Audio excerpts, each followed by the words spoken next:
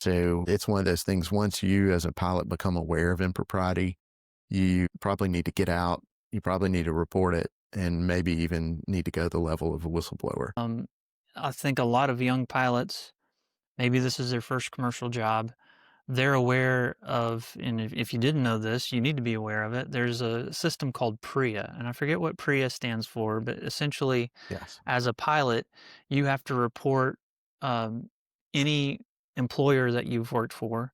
And when you get hired by a new employer, specifically an air carrier like a Part 121 operator, they're going to send you a PRIA form. And on that PRIA form, you have to list all the employers that you've worked for. And then that employer reaches back out to them and asks some basic questions on the nature of your employment and end of employment, basically. So I think a lot of new commercial pilots, if they get involved in something like this, where they believe the operator they're working for is acting unethically, they feel a little bit trapped, or might feel a little bit trapped by these PRIA laws, thinking, man, if I report them to the FSDO like I think needs to be done, they're going to, say derogatory things about me to my future employer. Maybe I won't get hired at that airline in 5 years or whatever. Or some pilots, they're afraid because of PRIA to be a troublemaker or rock the boat or question the maintenance of their employer, because they're going to get labeled a troublemaker or not a team player, and they move to another employer and they're afraid that's going to follow them. And that is a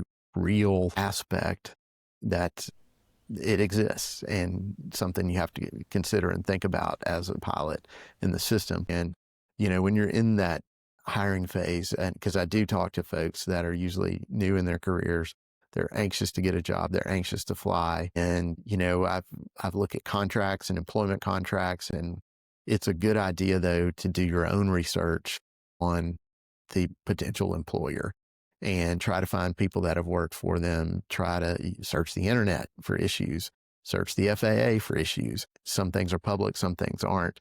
But if you start to see things that give you a bad smell, then as hard as it may be to just pass that opportunity along and look for another one, that's sometimes the best decision to make, because you can spare yourself getting into a worse situation of getting told, fly that airplane or you're fired. And that's a hard spot to be in.